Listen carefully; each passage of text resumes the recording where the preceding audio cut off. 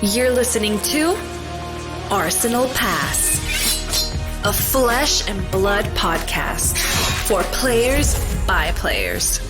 And all about strategy, leveling up, and the latest news in the world of Wraith. Welcome to Arsenal Pass. Almost the end of July. Brendan, how has Fab Fitness Challenge been going for you? That's good. Yeah.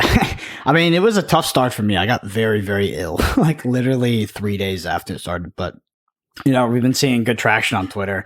And I mean, that's all the challenge is about. It's really just a month of mindfulness and just being a little bit better than you were yesterday. So it's great to see everybody rally around that. It's cool to see a TCG community, the Fab community, rally around sort of health and fitness for the month. Very inspiring. I know last month, because this month isn't quite over yet, the last year we did this was pretty incredible. Some people made some amazing changes and stuck with it. And it's really awesome to see them in person at future events. It's just been it's been a great initiative, I think, Hayden. Yeah, awesome. Yeah, it's been July. It's middle of winter here in Australia, so I've been finding it a little bit tough from a motivation standpoint. I've been trying to get out. I'm doing I don't know if I told you this, Brendan. I'm doing a race in October. Wow, I'm running, but it's like an obstacle kind of run. It's like 15 Ks with like obstacles littered through it. What's it called? Which is going to be. It's called the Tough Mudder. It's quite I muddy. I've heard that. So, yeah. That's like the classic, like, you just hit 30 years old and you got to go get some competition. Well, I won't be 30 when I'm doing that, I'll tell you what. But anyway, so I've been running, which is kind of not new for me, but is something I haven't done in a very long time, and my knees have been suffering a little bit. But yeah, no, it's been a good Fab Fitness Challenge month, and shout out to everyone who's been participating and posting on Twitter, joined in the discourse on the Arsenal Pass Discord, plus everywhere else that's sort of been happening. So congrats to everyone who's been putting in the effort, putting in the miles, putting in the benches, whatever you've been doing, putting in the calories into your tracker. Anyway, episode 120 of Arsenal Pass, Brendan, and we haven't recorded in almost 2 weeks because we didn't early record for our last week's episode, which Brendan has been absolutely popping off. The episode we did with Brian Gottlieb must be one of our most viewed episodes. I think on YouTube, it's definitely one of our most viewed outside of our set reviews that we do on the pod. But a lot of people talking about that interview with Brian, and you were right. The question that got asked very much towards the end, question that I posed to Brian, has been brought up all through Twitter in a positive way. I think, people have been talking about what Brian had to say around consistency and variance in Flesh and Blood. And he gave an amazing answer, basically, in terms of, where kind of LSSC variance versus consistency as a part of the game in Flesh and Blood. So if you haven't already checked out last week's pod and our interview with Brian Gottlieb, designer on Flesh and Blood, go and check that pod out. It was great interview. One of my favorite episodes, definitely. Yeah, Brian's a great ambassador for the game, very articulate individual, and had some really interesting thoughts regarding Flesh and Blood in the future. Honestly, I was so impressed with his presentations abilities. I think that he should consider starting his own podcast, actually. Well, I did shout out Brian for being one of my inspirations for podcasting. And I actually was the other night listening to Brendan, got some pretty self-reflective messages from me yesterday. And we've actually changed the topic of the pod. We're going to talk about the battle hardens over the last 2 weeks because this Dusk to Dawn meta is starting to shape up and it's a super interesting meta. So we wanted to dive into that, dive into some deck lists, dive into these battle hardens over the last 2 weekends in Cincinnati and Chicago. We've got Birmingham coming up this weekend. So when the pod drops, Birmingham will be happening in the next 48 hours. But yeah, I mean, just back to Brian, the Arena Decklist and Game podcast that he was a massive part of. I think they did over 300 episodes, him and Jerry T together. That was a Magic the Gathering podcast before.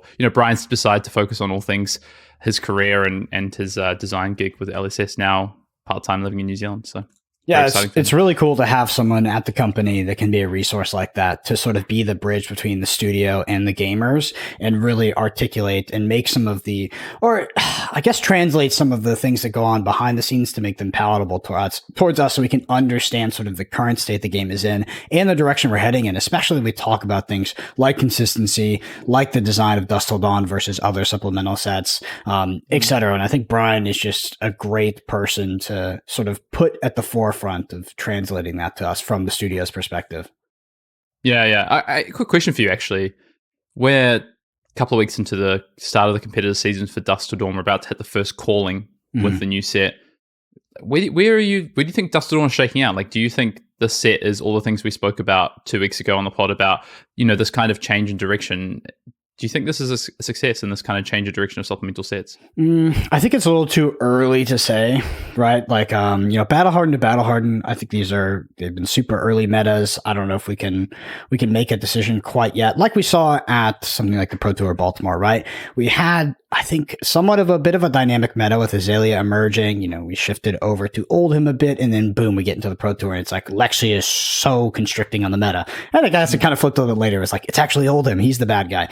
Right now, it just looks very diverse. It's hard to sort of pick out the best deck. I mean, we've seen Iyslander do really well, which is extremely surprising to me. Just because of the Lexi thing. But outside of that, I do think it's too early for me to sort of have my final opinion on the meta and whether the set itself was impactful. And I guess, I don't know if you would actually say impactful and thus a success, right? Because does Dusk Till Dawn have to be impactful on the current meta in order to be a success? Or does it just have to be a well-designed set that maybe scales into the future and has impact later? But so far, I'm happy to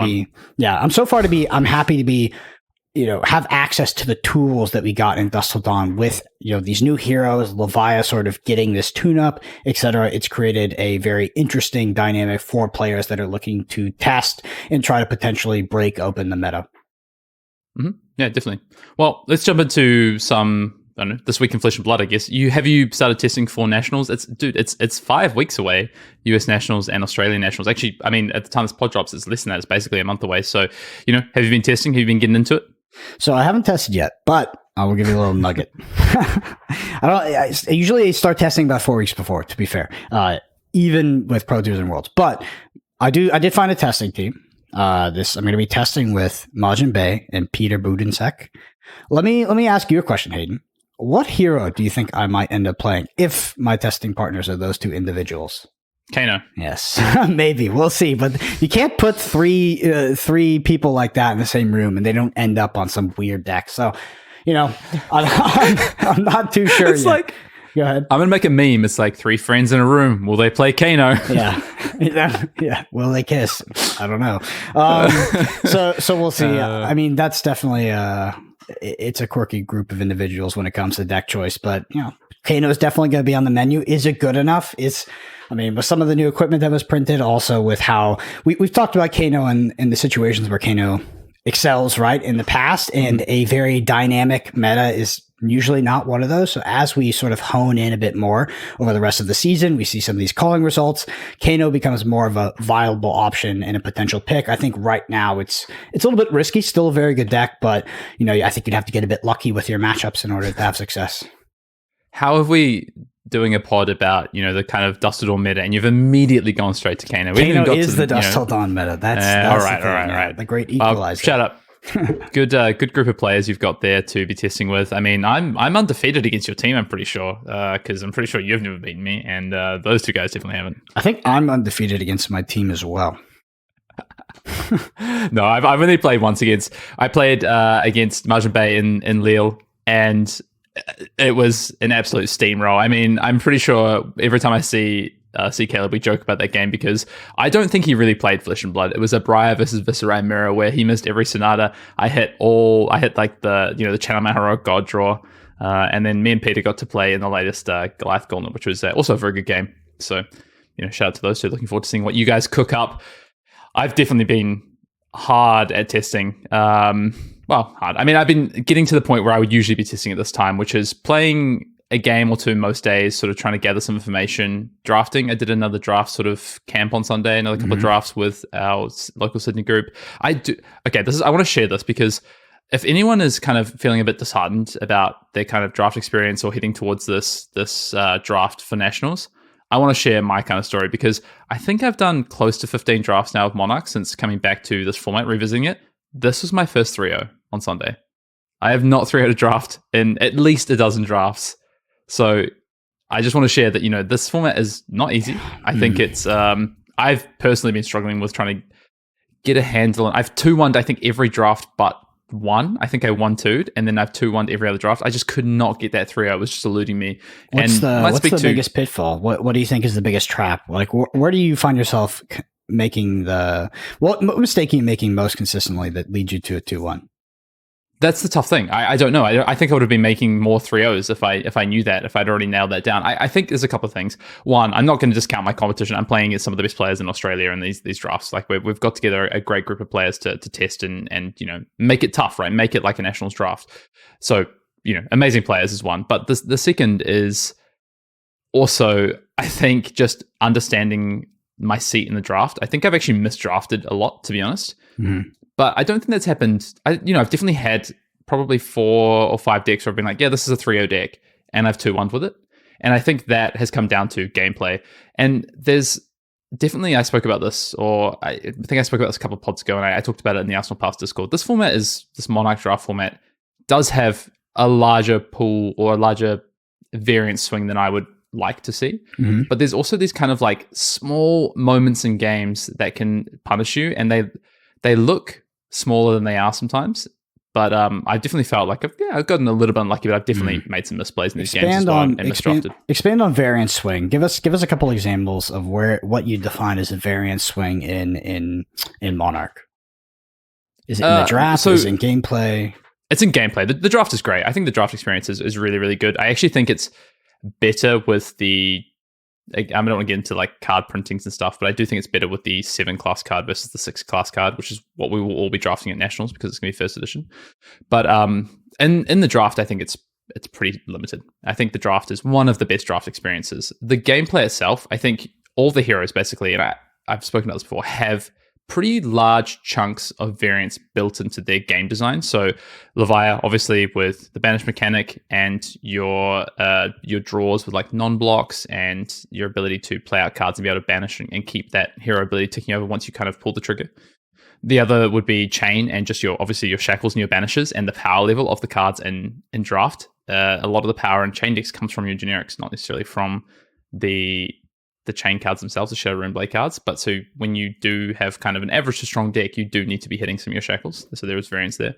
And then from a Prism standpoint, I mean, for Prism, it's about poppers, right? It's like, okay, does my opponent have poppers first of all? Do they get the poppers at the right time? And there is definitely play to that. Like, don't get me wrong, there's always play to these variance aspects. There's ways you can play in Levia to reduce the variance, but they are inbuilt to the hero design. Whereas I think in previous sets, they've been a little bit more weaved into the draft, a little bit into the gameplay, a little bit more how you draw, fire mirrors and who draws what when. But this is like these big moments of variance that can, basically determine a game by themselves. And it's really hard to play out of them. And then Boltyn has less, but has the worst hero ability mostly, and is kind of card disadvantage in a way. But, you can have really strong, consistent Boltyn decks, which feels good. So yeah, that's kind of what I mean by variance in Monarch Draft. Do you think that Boltyn is the worst hero on average in Monarch Draft? No. What do you think is? I think it might be chain. Interesting. Okay. So I'm assuming by that you mean like a chain that is contested by 2 other players at the pot, because that would be like an average bad case scenario.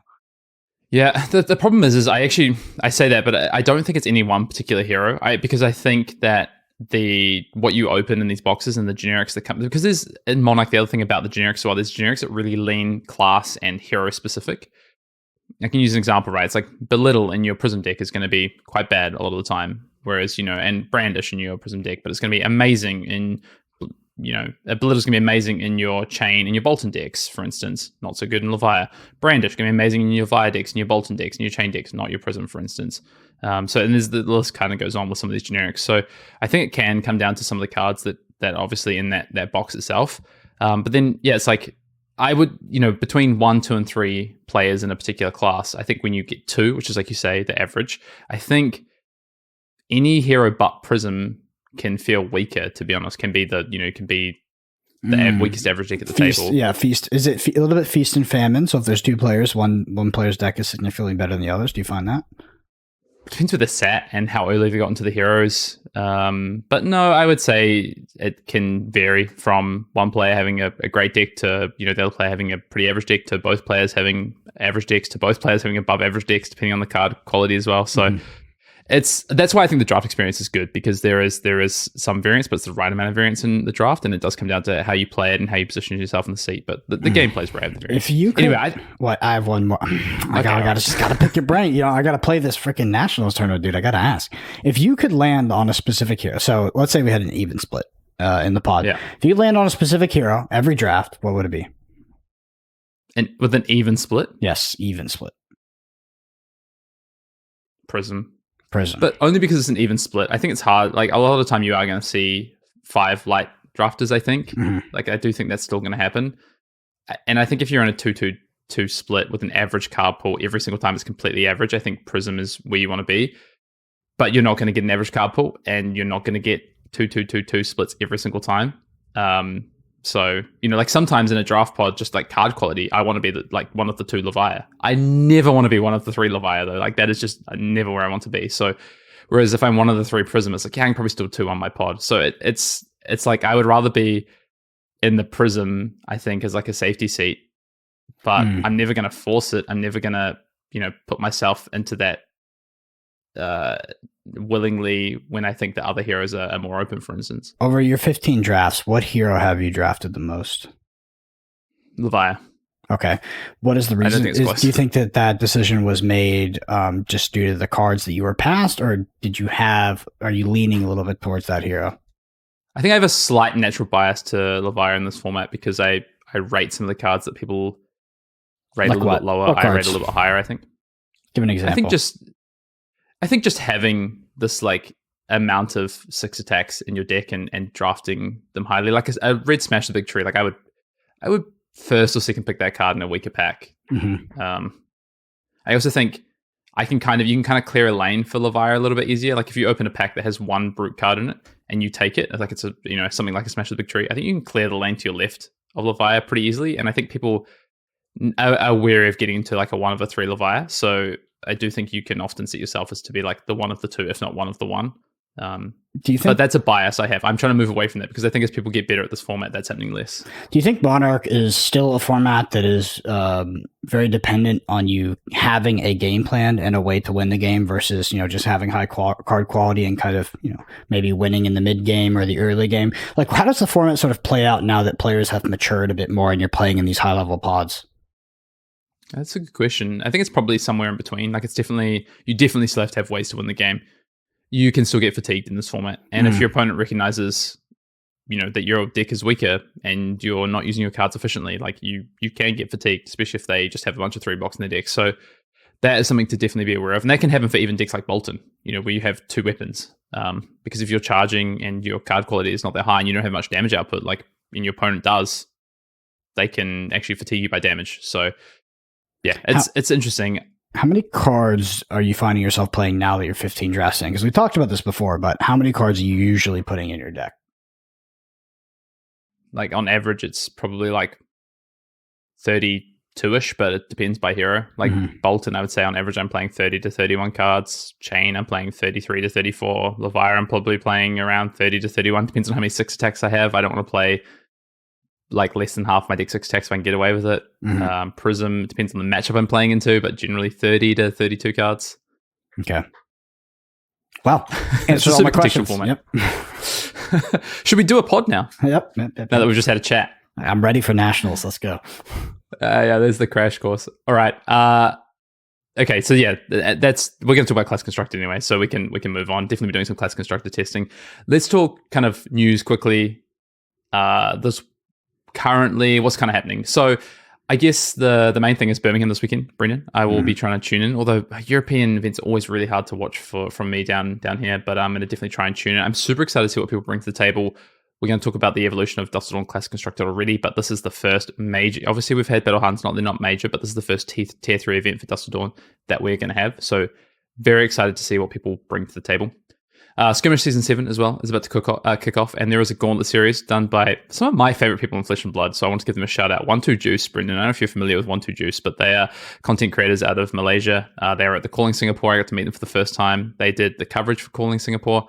They are just an awesome group of content creators. They are super talented as well in terms of the way that they create content and what they do. And they're doing this Gauntlet series, which you can go check out. I think the last game they played might have been like Kano versus Chain, I think. Or there might be another game up now. But yeah, that stuff's great.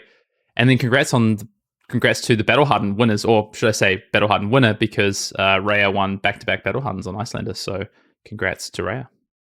Yeah, I mean, impressive feat. Like you said, Brody who?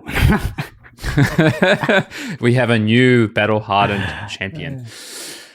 All right, I think that'd do it for news this week. I did just want to quickly shout out some of the videos that we have been putting up as well. Brendan, if you aren't listening on YouTube or you're listening on podcast services, go over to YouTube, check out the videos we've just put up. We've put up 3 gameplay videos, which I think Brendan watched maybe one of them, but he's going to watch the other 2 this week and learn some tips and tricks from myself and Nick. But me and Nick Butcher, current Australian national champion, current, I guess, latest calling champion. Is it the latest calling Singapore? We play some games. We duel. We battle it out. And I think what are the games we play? We played Prism versus Lexi, which I think is one of my favorite games I've played of Flesh and Blood in a long time. We also played a Runeblade Mirror, Viscerai, and Vincent. And then we played Levia into Dorinthia. So yeah, go check those out on the Arsenal Pass YouTube channel. I don't know, anything else to say, Brendan, before we move into the main topic of the pod? No, that's it. I mean, you also mentioned the Calling Melbourne coming up or something like that.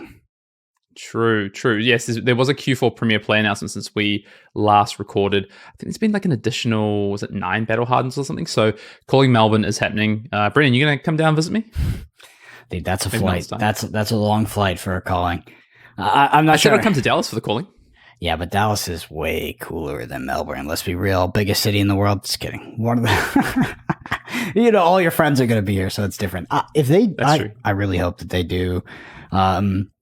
We talked about before we came on the pod, but a pro tour or something like that, Worlds maybe in that Asia or maybe even New Zealand, Australia area. I would love to come down, but no pasture. I mean, no reason to come down anymore, Hayden. Well, Melbourne, if you like food, like Melbourne is one of the foodie capitals of the world. So I think you've got to, people in Australia love Melbourne for the food.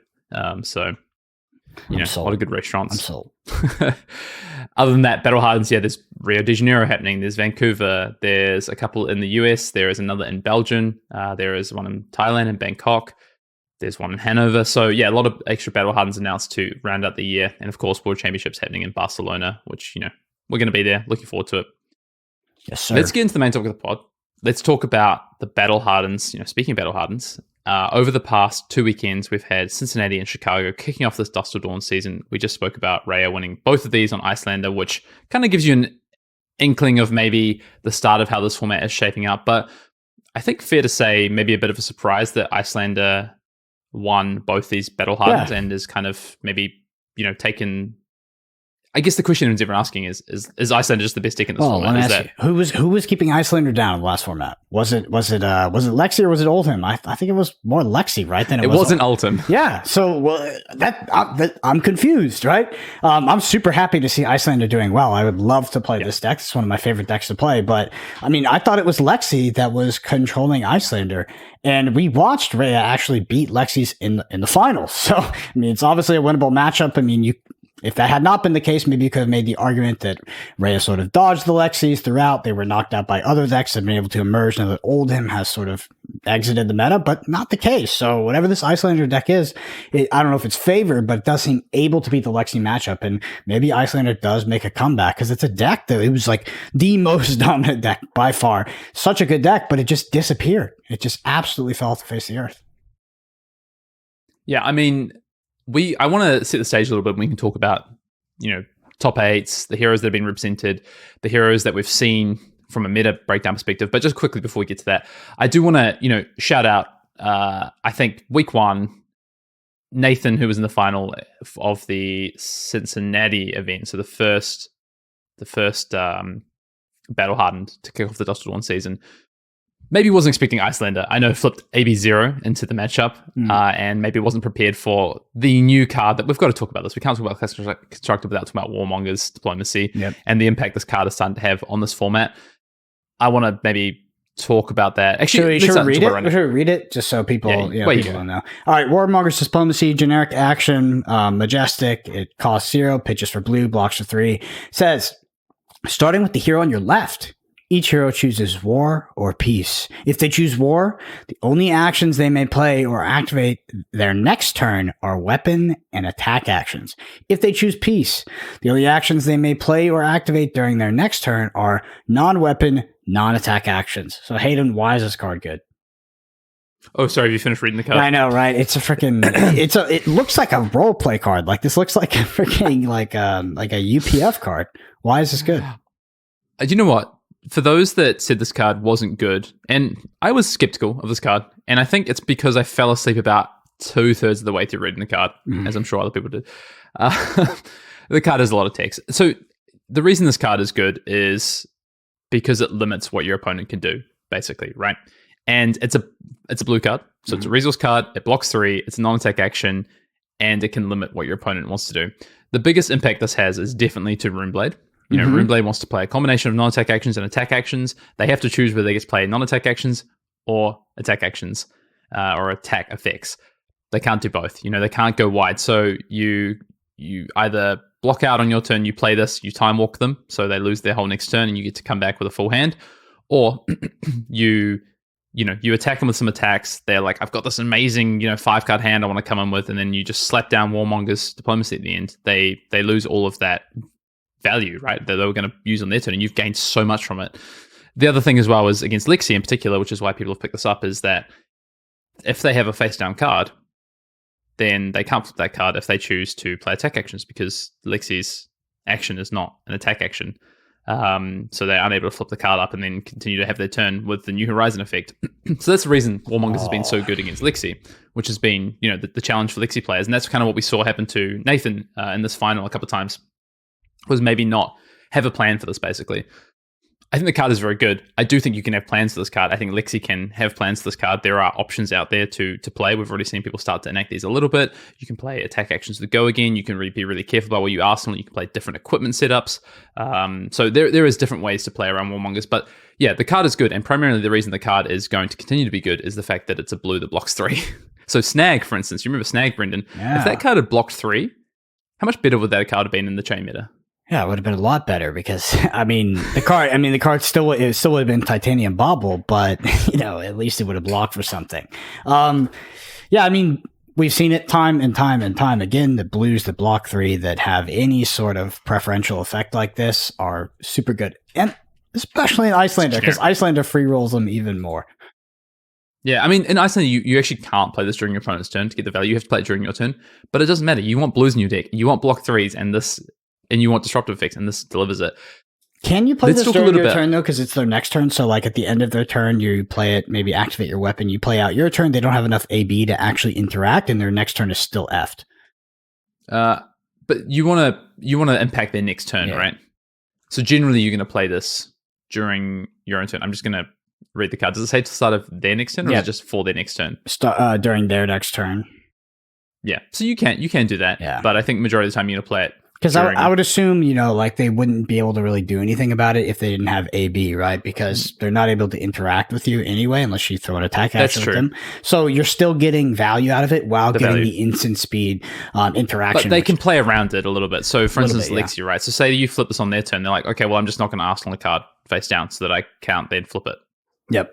Do you know what I mean? So that, and same with, I guess, Runeblade is a little bit harder for them to interact with it, but they're probably going to play Arcane Barrier, and they can just throw all their cards to Arcane Barrier and set up for next turn. So playing it on your own turn is going to generally net you the most value, I think. Yeah, and we know Iyslander does that better than anything else, right? You're blocking with a couple cards, you go over to your turn, you play this card, you arsenal something, and now you're set up, and classic. Let's take a step back a little bit. Let's talk about these events over the last couple of weekends. Let's talk about meta. Let's talk about the top 8s.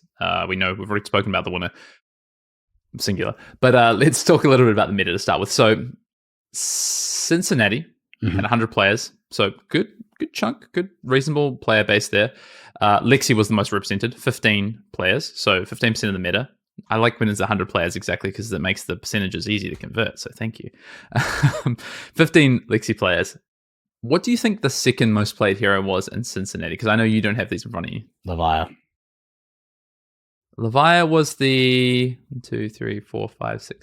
9th most played hero. 5% of the field. Shit, where was it? Cincinnati? I don't know. Briar. Briar was the 5th most played, 8% of the field. Jesus Christ, I'm done. Viserai. Viserai had 14 players, so 1 less than Lexi. Why? Thoughts? Why? Great question. I'm not too sure. I think basically Runic Reckoning is a really interesting card. I think it is good in Viserai. I know people have said, oh, it doesn't make sense. It doesn't fit your play patterns. I think they're wrong. I think the card's good. I think the issue I think that's the reason, part of the reason. I think the other reason is that some people thought that Viserai maybe didn't have the best matchup into Ultim. So Runic Reckoning, I think, is part of that with Viserai. Partly it's something to do with, people liking Runeblade, wanting to play Rosetta Thorn, might Living Legend soon, might not. So it is interesting that it's 2nd most played, but I think, maybe people were looking at Vincent, hadn't quite worked it out yet, we'll go to Viserai. The problem, I think, with Viserai is that, in my testing experience so far, is that it's been, I think it's close to being unplayable as a competitive deck, because people are going to be, it's the worst deck for Warmongers to hit you. I think your Lexi matchup is still not great. I think if people are, seeing rises in decks like Azuri and stuff like that, it's not really where I want to be. So I was surprised to see it 2nd most played, but again, it was week 1. Just quickly rattle through, Bravo was 3rd most played, which you'd love, 11%, Dromai 8%, Briar 8%, Azuri 7%, and then it kind of goes down. Katsu, Dash, Levia, Bolton, and then every other hero kind of has like 2 or 1 players. Only 2 Icelanders in the field. Yeah, I mean, that's how it was. Sorry, what turn were you giving us meta for? This is Cincinnati. Okay, no wonder. I was going to say that's exactly what it was for Cincinnati. Yeah, it was 2 Icelanders. Yeah, I mean, what are your takes sort of on that breakdown? I mean, you just gave a little bit there. What about the Bravo? Bravo being the 3rd most played deck. I guess people are just sort of coping after Oldhim, or what is that? I think it's natural, right? If you're a Guardian player, where do you go to first? You move from Oldhim to Bravo. I think, Bravo had a tough matchup into Ultim as well, so got a bit of a buff there from Ultim leaving. Potentially, I think people had these proactive plans they wanted to play against Lexi. I mean, if you think that you had a good Lexi matchup and a reasonable Runeblade matchup, which our testing back in Leal, I haven't really played the matchup since then, obviously this is a year ago, Bravo was good into Briar, for instance. Yeah, just Briar. I don't know about Viserai, but from the Viserai side, I prefer that matchup. I prefer that matchup as Viserai. But yeah, so I think Bravo actually an interesting choice and a really reasonable choice from a theory standpoint for Cincinnati. So I'm not surprised to see it. Dromai, obviously, again, maybe one of the heroes that got the biggest buff from Ultim going, if not Azuri. Both those heroes being highly, reasonably represented in this event. And then Briar, which, makes sense. It's, again, an aggro deck that is on the cusp of Living Legend. I think people are always going to play that deck. Mm-hmm. Let's just snapshot top 8 quickly. So in top 8, we had just the solo Lexi player, which made the run all the way to the final. We had 2 Briars. We had a Bravo, didn't make top 8. We had an Iyslander, Azuri, Levia, and a Dromai. So a really diverse top 8, which is super interesting. I think really exciting to see for the first event of the new Dust meta as well. Yeah, I mean, that was sort of where I was stumbling on this, is like you were asking for takeaways on the meta already. I don't think you can take too much away from this. This looks like a week 1, like a week 1 top 8, right? Then if we shift one more week to Battle Hardened Chicago, which happened this past weekend, I don't have the meta breakdown in front of me, but I do have the top 8. And the top 8 sees 3 Lexi, 2 Iyslander, 2 Dromai, and Levia. So a much less diverse top 8, a much more, basically probably I would say a top 8 based on the weekend before, right? Some of the results we saw the weekend before and the strength of the heroes we saw the weekend before. Yeah. I mean, dude, the Iyslander is really an enigma, because we talk about the Lexi maybe controlling Iyslander in the past meta, but, Dromai getting unhinged with Oldhim exiting. Dromai is a worse matchup for Iyslander, right? Like, that's a pretty rough one. Do you agree? Well, I mean, in this event, we see the Iyslander beat the Dromai player in the final. Yeah, we'd have to look at the Dromai deck. I guess maybe Iyslander could be a bit more favored against these more redline Dromai decks. Yes. Yeah, okay, makes sense. I think that's basically it. I think that is very true. Also, this is one of those matchups where I think maybe traditionally Dromai players are like, yeah, it's close to a buy, right? It's such a good matchup. Not all, I'm saying, but a lot of Dromai players and Iyslander players, some are like, yeah, the matchup's really tough. And some have found ways to make that matchup reasonable. And I'm not saying it's favor for Iyslander, but I think, it's not maybe as difficult for Iyslander or as dire for Iyslander as maybe some players had thought. There are strategies there you can enact. We saw Raya do a really good job to take that match, which looked, a real comeback fight, I think, to win that match as well. So it's interesting. I think Iyslander is strong, right? There's a reason that Icelander's been, so good through the last few metas. There's a reason people are playing it. There's a reason people are still going to continue to play it. It is a strong deck. It does something fundamentally consistent and strong, which we know is good in Flesh and Blood. Yes, Lexi is going to be a tough matchup for you, but if you're pretty good into everything else, you've got game into everything else, and you have this, you need to come up with like maybe a different plan, which we have seen the Icelanders do. This was Arcane Iyslander that won both back-to-back weekends with this plan with cards like Encase, Icebind for Warmonger's Diplomacy for the Lexi matchup. You have options there.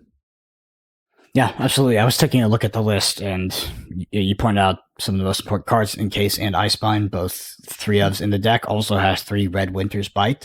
Has opted for the Raging Onslaughts. I'm not sure. I wonder if those are just poppers instead of the Wounded Bull. I think. Yep, Dromai. Makes sense. And then, of course, the Warmonger's Diplomacy sort of rounds this deck out. Outside of that, very stock standard to what we used to see before. 3 Sink Belows, I guess, was standard, but, some decks opted to not play as well. And, of course, the package of 9 Aether Ice Veins. So, well, actually, we've read Aether Hail as well. So, I mean, it looks a bit... It's like a mix between some of the earlier Iyslander decks and, of course, like the Wounded Bull-ish kind of edition, which makes sense. I mean, this deck being able to come back into the meta is, I think it's really exciting, can shake a lot of things up, but not a deck I would pick if we look at Nationals and maybe Lexi is going to be like a 20% plus of the meta. Could still be the right pick. Well, that is going to be the question. Let's just take a quick snapshot of the PTI event the next day, because no Lexi's in the top 8 of the PTI event on the Sunday in Chicago. Again, I don't know the player count in this. It could have been significantly less, but the top 8 ends up shaking out as 4 Dromai, Levia, Briar, Katsu, Azalea. So a very different looking top 8. Azalea's popped in there, Katsu's popped in there, Levia's still there, there's another Briar back in, but 4 Dromai. Is this basically, is the tail of the tape? Ultim's gone, Dromai's worst matchup is out of there, and Dromai is finding success? Yeah, I mean, definitely. Let me just flip it on you. What are your takeaways from both these tournaments in aggregate? So, all of the data. What would be your takeaway for the Class Constructor meta as you look towards, let's just say, the Culling Birmingham? What would you predict? Both predict in terms of what's going to show up and be represented, but also in terms of what might convert to top 8 and potentially win the tournament. I mean, it's always hard to say, right? It is so contextual. Like, this is early in the format. I don't know how much people have tested. I think as people test more and find strategies. For instance, I think, so no Iyslander in this PTI top 8 as well. I don't think Iyslander has, once these Lexis adjust, I don't think Iyslander can have a good matchup to Lexi. So yeah, is it Lexi adjusting or is it Jeremiah adjusting? Because Jeremiah's adjust, like, it's got to be so bad, because maybe you can catch a Jeremiah with their pants down. Maybe it's a red line deck. You can overwhelm them with arcane damage. But if they are even, that matchup can be so bad. Like you said, some players look at it as a buy. I think as an Iyslander player, obviously depending on the deck, I looked at that as like close to an auto loss, especially if it was more of like the big dragon. They could pitch. They had all the arcane barrier. They're getting off early, rake the embers. Like there's nothing you can do. Yeah. Themi. Yeah, no, look, that is definitely one aspect of it. I think these Dromais can make sure that if the Iyslander is going to be there, they can, play a slightly different list. Or, I think there's really 2 main streams of Dromai, which we've seen, which is this red line build and this more traditional dragons build, right? That plays less of the attack actions. I think both have their merits, right? But I think you might see people shift between depending on what they expect the meta to be. And also playstyle as well. I think playstyle is super relevant to how you want to build your Dromai deck. I think actually playstyle might be more important than the meta, because I think both those lists can have, reasonable matchups into a deck like Lexi. They can be, play maybe similarly or not similarly. They can play very different, but they can both probably find about the same percentage into an aggro deck, but it's going to be in different ways. They're going to do it in different ways. So I really do think it is about more play style when it comes to Dromai between those 2 sort of like streams of Dromai. But on the Lexi side, I think these Lexis are going to adjust. There's plans. There's ways that you can beat Iyslander and their Iyslander kind of lockdown plan fairly easily, to be honest. I think we're going to see those at Birmingham this weekend. So my prediction, I guess, on the back of this is that, and what I'm taking away from this meta is that Levi is a real deck, is the first one, and people are going to show up with that. And I think if someone can find a more consistent list and a way to, I guess, harness the power of these new cards, we're going to see Levi do really well. I think my testing so far has showed that Levi is going to be ultimately the mercy still of these variance patches that you just can't harness and control. That's my take, but maybe someone else finds something different and has success, or maybe someone just runs hot and just rolls well and does find success to Levi anyway. I think Dromai is a very good deck. It has got probably some of the most with Ultim leaving. Ultim, one of your worst matchups, and people can say whatever they want, but it's true, especially once you knew that matchup. And also Azuri. I expect Azuri to kind of show up, but I think that really depends on how much Iyslander and Dromai show up. If it's going to be Lexi adjust and Lexi is the deck to beat this weekend, then Azuri is a great choice. But if Dromai is maybe the deck to beat alongside Lexi, then maybe Azuri isn't the right choice. It's funny how we talk about Lexi and Dromai and we say those decks can adjust. Maybe there's other options that can be added into the deck. Maybe it's a game planning thing. I feel like the Iyslander deck really can't adjust. We've added in the Incase and the Icebind to reach the success we have so far, but I think past that, the deck list is like very, very tight. I don't know what cards you could potentially put in this deck to have a better matchup against some of those decks. I mean, of course, there's things like Singed, which I don't even think is good against Dromai, to be honest. So yeah, that's why I see Iyslander maybe getting bullied out as the meta sort of comes back around and respects it a bit more. Aether Wildfire? It's actually, so that's the thing about Aether Wildfire. You can do some damage with it, but it's a super high variance in this deck. But maybe that's where you take it. Maybe you take just play Kano the Iyslander away from this like specifically consistent kind of build, and you go to this disruptive kind of deck that has combo damage, has this kind of more traditional wizard plan. I will say, like, we are talking about Lexi and Dromai having the more flexibility. But that comes from, first of all, that Lexi has, I think, the most flexibility of any hero in this format right now because of the way that you can incorporate ice. You can play completely fuseless. You can change up to be more disruptive with your arrows. You can be less disruptive and just be more damage orientated. You have like the books. You have codexes to like set these in-game stacks up and stuff. There's so many different ways that you can build and execute with Lexi. And Dromai, we just talked about those two really specific streams. And then even within that, there's so many new cards that are impactful. First of all, also just want to shout out, we talked about Lost in Thought, and I was pretty down on that card just because of like this idea that you kind of lose value, and I'm super value orientated kind of look at Lost in Thought until I play with it. Having played with that card now, that card is a lot better than I thought. So I know some people kind of gave me some stick, especially Dromai players being like, this is everything we need. I don't think it's everything you need. I think the card is good, a lot better than I thought. But yeah, just want to shout that out. Yeah, for sure. I remember that card being sort of the talk of the town at one point. Well, people were saying it's broken. It definitely ain't broken. I mean, when people were like, this is the card, this is the best card. It's good, but it's not the best card. All right, Hayden, what? I'm going to circle you back because you didn't answer. You got to predict Birmingham. Oh. Well, I think Lexi and Dromai. Those are the two decks of the weekend, I think, just based on what we've seen leading up to it. So let's do top 8 prediction. Mm-hmm. I think we're going to see 3 You know what? I'm going to say 3 Dromai, 2 Lexi, a Leviathan. I'm going to put a Leviathan in there. Mm-hmm.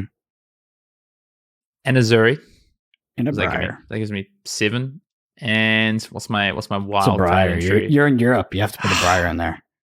I'm struggling with Runeblade in this meta. Like I've started, I would like to play Runeblade. I have really struggled. If it's going to be a Runeblade, it's going to be Vincent or Briar, I think. Okay, Briar. You know what? I would love to say Prism, but I think the amount of Dromai that's going to show up is going to make it so difficult for Prism to actually be good. Because I would be like, maybe Ian Zhang's going to be there. Shout him out with Prism. But I think even he'll probably play Dromai, to be honest, because of the amount of Dromai that's going to show up and that matchup's being tough. So I will say, you know what? I'm going to say Fi. Okay. Mm-hmm. Why would somebody play Fi in this meta? Dromai. Okay. And some Fi truthers believe that you can have a good Lexi matchup, so I will leave that with them. Okay. But I do think it is good to Dromai, so fair enough. What about you? What are you going to call? Oh, I don't call anymore, Hayden. I'm a player now. Damn it. Okay, all right. Let's quickly talk about the state of Runeblade, because Vincent has just been printed. We've gotten a few more Runeblade cards, mostly Shadow Runeblade cards. Vincent looks super exciting to me. Brian on the pod last week alluded to this real puzzle to solve Vincent. Whether that means that there's a lot of power to be harnessed there, or, it's kind of like in line with other Runeblades and has the similar kind of issues, especially with disruption. I don't know. Yeah. I'm interested to see where Runeblade kind of goes though, but I think that Runeblade is in a tough spot right now, given how good Iyslander is performing and still the kind of like dominance of Lexi. I will say Vincent seems like it might have the best potential to be good into Lexi though of the current Runeblades. Yeah, I'll say that the people I'm testing with, we've already broken it, and I have to be a little bit tight-lipped about the Vincent deck. It's a puzzle. It's a puzzle, as Brian would say. It's a puzzle. You guys will have fun figuring it out. All right. Anything else? No, that's it. I can't say much. It's really going to be a treat for all the people that will be losing to us at U.S. Nationals. I'm sure we'll be after I 03 draft. Yeah. The good thing is you get to play Class Constructor first, so you have to be true to your word here. Mm-hmm. Prism. Yeah. I think Prism is good. Well, I think Prism is quite good, actually. I think Prism is, if you're looking at a deck that you want to hose Lexi with, I would take Prism, to be honest. My concern with trying to play Prism is that I think your Dromo matchup is quite bad. It's really hard for you to deal with a card like Rake the Embers. I think your Iyslander matchup is good. So if you expect a lot of Lexi and Iyslander, like I actually think for these Battle Hardens, Prism might have been like a really good pick. Maybe especially the first weekend. But people, might not have the testing, had the list, for instance. Yeah, I think Prism is like a really good shout, to be honest. I just don't know, if you could basically dodge Dremile Day, I would consider taking Prism to the coin. Dodging Dremile Day seems unlikely, but dodging Dremile enough that you can still top 8 and then maybe win out, like that's something else, right? We haven't seen much Prism, and yeah, it's a good thing if you because once Prism comes into the meta, Kano is not super playable. That deck is... Prism does also struggle with the Runeblades, though. I will say that. But again, we just talked about potentially the Runeblades being in a really tough spot. So yeah, Prism has this interesting lane that could open up through the Dusk to Dawn meta that I think is worth keeping an eye on. Yeah, what do you think about these mid-range decks? Things like Bravo and Viscera. You think they're going to fade out as we head towards like the more competitive events like Callings and Nationals? Oh yeah, I think Viscera's already done its dash, unfortunately. I tried very hard the first couple of weeks. I think we saw, obviously, Sycamores played deck in Cincinnati, did not convert at all. From what I understand, I couldn't find the breakdown, but I believe Viscera was much less played in Chicago the following weekend. I think it's already kind of, people are already seeing the issues that Viscera has. I think if you were going to play a Runeblade, either you do a Brendan and break Vincent, or you just play Briar. What about Bravo? And Bravo? Yeah. Bravo's an interesting spot. I'm not a big Bravo fan. Neither of us really are on the show. You less so than me, definitely. You've been pretty outspoken about, calling Bravo just worse ultim. But there's no ultim, Brendan. So you must admit that Bravo has an interesting spot. Bravo's Starstruck is an interesting card. Yeah, Starstruck is a good card. I think it's an interesting card. I just think that Bravo is it's an outdated hero that needs a treatment. Like it needs a Levia treatment. I think it's almost that bad. Is it good? Into like Phi. Yes, you can beat Phis. If you tech your deck, you can beat Runeblades and shit. But the meta doesn't look like that, especially nowadays. Like nowadays, the meta is so diverse and people are winning with, it used to be there was like a top 3. Maybe that will happen again as we get closer to Nationals or something like that. But right now, you're never preparing for just 3 decks. You're preparing like for 4 or 5 at least. And of course, there'll be some outliers that you face along the way. But you legitimately have to have a deck that has solid matchups and game plans into these top 5 decks. And I just don't think that Bravo is ever that deck. Maybe in a super niche aggro-oriented meta where you can utilize some of these Guardian cards that punish those kind of decks, Bravo's playable. But outside of that, I really think the hero ability is, for the most part, effectively blank. Yes, sometimes you can dominate a crippling crush and you have a big swing in the game, but like that play line doesn't keep up with modern games of Flesh and Blood. They are too powerful, they are too fast, and if you're paying 2 to dominate an attack, it's just not good enough unless it's on some of your super premium cards like Spinal Crush. So yeah, I just don't see Bravo. I could be wrong, but we usually see Bravo start to fade out as we get to these. No, it would. Honestly, it wouldn't be the first time, but I've been pretty freaking right about Bravo being a bad hero. I mean, I've never taken Bravo to a tournament, a rated event. Yeah, I have. Have you? I don't know if it was. I don't know if that. Yeah, I think that event was rated. I took it to a battle Hardened. I had a match loss because I was late. And then I lost to Brody in my winning in for top 8 when he was on Briar. And Bravo into Briar, you would think like, oh, you can punish the Runeblade. It's terrible, dude, because Runeblade is not the Runeblade of old, at least, or I guess nowadays it's modern Runeblade, but Briar has a fridge, so you take all this damage. You have your one pivot turn of the game as a Bravo player, and they just throw a fridge in front of it, and they dunk you for 35 with Channel Heroic. It's like playing a different game. Bravo. So I think I have a slightly different take on Bravo, but not completely different. I think Bravo is a really good deck in theory in this current meta. In theory, you can build in a way to have a good Lexi matchup. You can have a good Dromai matchup with a high number of poppers and a really proactive plan. I think you can have potentially an okay Iyslander matchup, depending on how that game kind of plays out. And I think you can traditionally you've had an okay Brian matchup, right? So you can kind of have these it's like, oh, this is kind of Ultim reminiscent. You kind of have these good close to 55-50 matchups. Where it falls down is in practice when you start to play, I think, with Bravo and realize that you don't have the tools that Ultim has when it comes to cards like Crown of Seeds and Rampart for consistency and ability to drive the kind of better hands that your deck wants to find and get through to your best cards in your deck. And in reality, what ends up happening is it feels like you just have kind of like a 45 to 50 against these decks rather than like a 55 to 60 or 50 to 55. So, and that's a massive swing. And that's kind of where I think Bravo falls down. Listen, I'm less off Bravo than I was back when Ultim was a deck. I believe when Ultim existed, you were actually sabotaging yourself if you picked Bravo over Ultim. At almost any point, Ultim was just a better deck. I mean, access to pretty much all the cards that made Bravo good anyway. Nowadays, is Bravo a legit pick? Yes. I just don't think it's as well-rounded as the decks that are succeeding right now. I don't think it can compete. In the right meta, it could be a pick, but I especially right now with how dynamic everything is, we're seeing vastly different top 8s as we go from weekend to weekend. Bravo doesn't seem like the deck that thrives in that kind of meta. And yeah, I mean, I think ultimately the hero, I talk about it getting a Outsiders or a Dusk Till Dawn treatment, but it already got that with start of the show. I forgot about that, and that was the most broken cards ever existed. Yep. Yeah. Let's have maybe a quick chat to finish out on some of these deck lists. We only have the deck list from Cincinnati in front of us, but it's interesting to see what innovations people have come with or newness when it comes to heroes. The first one I kind of want to look at is we talked about where's Runeblade's spot right now. Yuanji brought a pretty interesting Briar deck, I think, to that Battle Hardened and top 8'd with it. Came very close to winning the semi-final match, which included Aether Slash. Yeah, I know you have no clue what that card does, Brendan.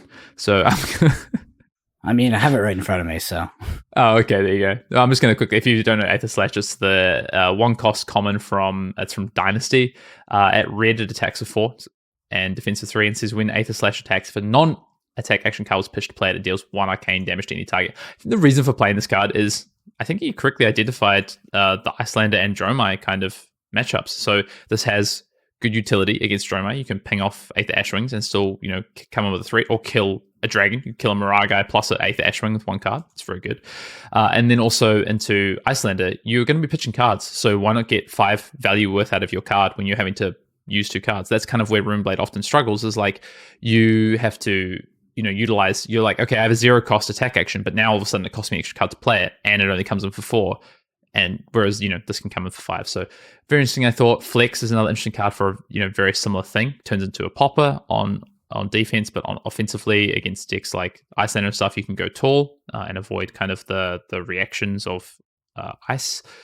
And then, of course, you have Anthem of Spring, right, as this new non-attack action for Earth, which is, just adds consistency. And then Yuanji also played Mischievous Meeps, the cat card, which, I think this card is interesting and kind of very good against Dromai. Against Dash at least. Yeah, why would you play 3? It has go again, right? Yeah, I guess is it just good enough on its own that it's good enough to on hit draw card? Yeah, you can hedge with this. Okay, yeah. So it's fine. It's a fine overall card then. I guess because usually good on Tournament Heroic turns. Yeah, usually you wouldn't.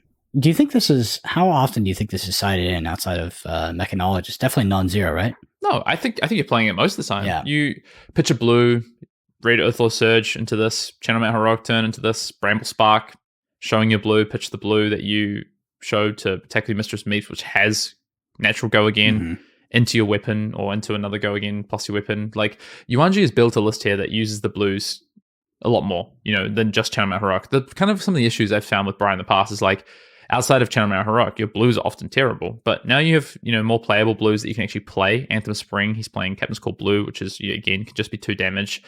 Force of Nature, obviously a great card, Tome of Harvest. And then also ways to use that with cards like Aether Slash, Mischievous Meeps, obviously Channel Mail Heroic, Sonata Arcanics. So yeah, it's an interesting list. And then I think that can lead you away from needing to necessarily play Tunic in a lot of matchups, and you can play Diadetic Carapace, which blocks 3, and that card is just great. Mm-hmm. Yep, no Spell Void either. Which Brendan loves to see. Quickly want to talk about Levia. I think Pat's Levia list is really interesting. Interesting. It looks pretty similar to, I guess, the kind of core of what you would have seen from Levia decks previously with the updates. Slithering Shadowpede, an amazing card. Of course, the Demi Hero, of course. Grasp of Darkness is a great upgrade. If you want to see some gameplay with some of these cards, we did just put up a gameplay, play a lot of these cards in the deck. Savage Feast is interesting. I think that's a way to fill up the graveyard early against decks that would just kind of pass against you and just kind of try and ruin your plan. But otherwise, it's pretty similar to what we might have seen of Levia of old. I wonder how much Levia is going to change. Like, I think if are people going to lean into some of these new cards, that they're going to lean into a bit more of the variants, and then into the Demi Hero post that, we're going to see cards like Tome of Torment, for instance. I don't know. It's going to be interesting to see what people bring to Birmingham when it comes to Levia. Mm-hmm. I think it's a good starting point, though. Yeah, honestly, I don't have too much to say on Levia outside of Pant's list is really sort of the go-to benchmark right now, at least. And I agree with you. I don't see too many other ways to play it without adding in a lot more variants, because I've seen a few other lists. We saw Sam Dando playing Azuri. Again, I just kind of shouted out Azuri before as an interesting pick for, potentially a meta that's going to be heavily Lexi, maybe even Runeblade. Warmonger's Diplomacy is a great add to that deck. I'm surprised to see he didn't play Censor. I thought that would have been a card you'd want to play in Azuri, but maybe it's not good enough. I'm not sure. What are Azuri's bad matchups in this meta? Dromai, Iyslander. So potentially 2 of the top decks, which makes, maybe it's still yet not Assassin's Time, unfortunately, but we'll see. Yeah. And then the the Lexi that made the final. Nothing really new from this. Looks pretty similar to the list we've seen previously. Looks like they're playing a version more similar to what I think we saw Matt Folks play in Baltimore. So this is like a version with basically no blues in the deck, I think, by the looks of it. No, this deck list is just wrong, I think. I think it has 58 cards in it, so this deck list is just wrong. Hornet Sting is just the go-to, right? I think so. I tried to play... I've been playing a few games with Shock Charmers. Oh, no, Braces of Belief? Braces of Belief is interesting, but I think the one block into a lot of decks in this format is going to be more relevant, and also potentially 1 damage anyway with the Hornet Sting trigger. But I was like, Shock Charmers could be really interesting, right? But I just don't think you're just too resource hungry, I think, for Shock Charmers and the way that your deck plays out to be able to get the activated ability. So I just don't think it's quite good enough, unfortunately. Hallelujah. Which, music to your ears. I think that's all the list we've got at the moment. It's a really interesting spot, and my testing has definitely showed me that there's a lot of play in this format. There's a lot of... I don't want to say a lot of decks are viable. A lot of decks are viable. I don't want to say a lot of decks feel like they could win an event, but a lot of decks are viable. And I think picking a lane relative to the metagame is actually one of the strongest things you can be doing right now. So metagaming and knowing heroes and game plans is going to reward you a lot, I think, in this at least that's my perception right now. Birmingham might change that, though. We might see a deck breakout. Yeah, for sure. I mean, I agree with you. For playing my own nationals, I know I'm much less looking to play like the meta deck these days. I think I tend to be a player that plays a deck that beats a deck, but I might be heading into my Jimmy days. I think that's the name of it, where I play just quirky decks that I find enjoyable. Yeah, which is Kano, which of course is the best deck anyway. Cool. All right. Well, episode 120 of Arsenal Pass. We've broken down a little bit of Dust to Dawn meta. As I say, very keen to see what happens in Birmingham this weekend. Shout out to everyone that's been grinding, getting ready for nationals. It's been as fun as always, right? Anything else you want to add before we sign off this week's pod? I think at Birmingham is the real test. Like, if you look at the data from both weekends, it's a bit conflicting. I mean, a lot of changes as we go from week to week, but I think Birmingham is the first real test, and we should see this coalescence of the meta come together to give us a clear picture of what is actually going on, what decks can actually compete. So I know I'm sort of waiting on that so I can formulate my ideas for the Dusk Till Dawn Classic Constructed meta. Yeah, that's kind of the same spot I'm in as well. Is been doing some testing, but going to kind of hold off the rest of the week. Kind of got my current thoughts, which I've just shared on the pod of where I think things are at, and we'll see what Birmingham has to show us. Awesome. Cool. Well, if you want to find us on Twitter, we are at Brendan APG, Fian_Dale over here. Now X, right? Brendan informed me this morning I'm a boomer and didn't realize that Twitter is no longer Twitter. Yeah. That's I think that when you tweet, it's called like NX or something now, but we've decided to call it a Jeet instead. So XEET, it's going to be a Jeet. Everybody get on that. We're starting a movement. We're going to start a lot of movements. Arsenal Pass patrons, big thank you. If you do want to join the Patreon, you can check out the link out below if you're on YouTube. We've just hit, we didn't talk about this, we've just hit 6,000 subs, Brendan, on YouTube. So massive thank you to everyone who got us there. We will probably do something special for that, maybe in the next episode when I remember. But do just want to say a big shout out to everyone who's been checking out the gameplays, throwing the support behind the gameplays and the latest few podcasts we've been doing. It really means a lot. We are definitely ramping up content. As you can see, heading towards this national season, we will have things like deck techs and stuff coming as well. Some draft walkthroughs are going to come. I'm definitely going to throw up a draft walkthrough probably this coming weekend on the Arsenal Pass Patreon. But if you do want to see it on the main channel as well, let us know in the comments. Like, what kind of content are you wanting to see for this national season? Is it deck techs? Is it draft walkthroughs? Is it more gameplay? Let us know. If there's players you want us to have on the podcast, we had Brian on last week. Let us know as well. We're open to having players on to discuss the meta, to discuss any sort of budding topics as well. So if anybody on the tip of your tongue, let us know. We'd love to hear us. And that goes the same for deck techs. People you want us to have on the podcast talk about specific decks, and we can get them to do deck techs and deck guides that we can throw onto Patreon as well. Just let us know in the YouTube comments below. And like Hayden said, we're going to do something for 6,000 subscribers. So stay tuned to Arsenal Pass on X. You can check us out on X, and we'll get that Jeet out soon. All right. See you next week. Bye, everyone.